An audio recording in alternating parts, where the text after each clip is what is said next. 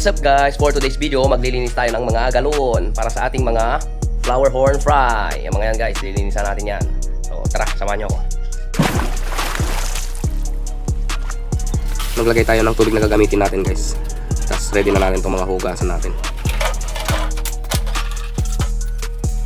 So start na tayo maghugas guys. So yung nilagay ko, buhangin yan guys, para panglinis natin dun sa galon. Mas madaling panglinis kasi yung buhangin guys, kasi yung mga galon ko hindi kasya yung kamay ko dyan guys. Malilit lang yung butas na nilagay ko para hindi makatalon yung mga flower horn fry natin. So ayan guys, ganyan lang tayo maglinis ng galon natin guys. Shake lang. Lagyan ng tubig, lagyan ng buhangin, then shake it. Oh my God!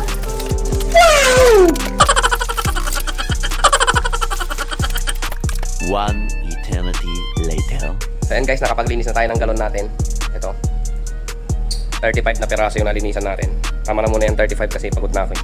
Madami pa tayong extra guys, pero itong 35 na lang muna. Tapos lalagyan na natin ng tubig to guys. I-set up muna natin, tapos lagyan na natin ng tubig.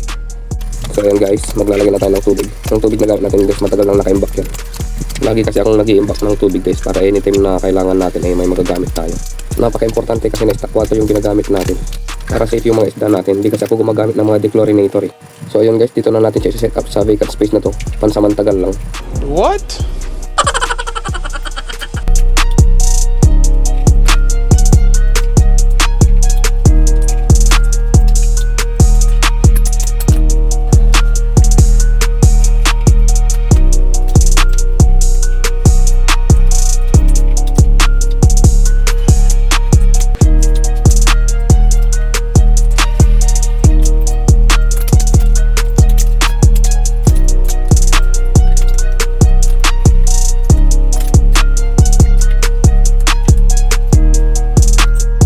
So ayun guys, ready na yung ano natin, galon natin para sa ating mga flower horn fry na i-grow out natin dito. So ito na yung mga napili natin i-grow out natin guys. Yan sila guys. So tara guys, samahan nyo ako, lagyan na natin dun sa galon. So ayan guys, samahan nyo ako maglagay ng flower horn sa mga galon natin. Direct na natin sila guys. So yung size ng mga fry natin guys, wala pa silang 1 inch. Magkakaiba sila ng size, may malaki, may maliit. Ang kagandahan kasi guys, pag ganitong naka-individual na sila, wala na silang kaagaw dun sa pagkain ibibigay natin sa kanila. Yung mga medyo maliit, makakahabol sila ng paglaki nila. At magiging maganda yung growth and development nila pag ganitong naka-individual na silang lalagyan. Tignan natin kung maganda yung magiging result nitong maaga natin paglagay sa kanila sa individual na lalagyan. Bale 42 days pa lang itong mga fry natin guys, magmula nung egg sila. March 10 nung naglay ng egg yung female natin, at in-artificial fanning natin sila. At ngayon April 20, bali 42 days na sila magmula nung egg sila.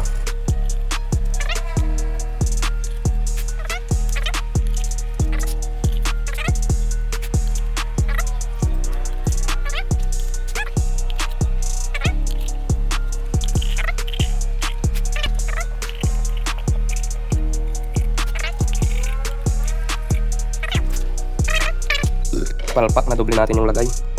Kunin natin yung isa. Ayan guys, dito natin lagay. Ito naman, kunin natin yung isa.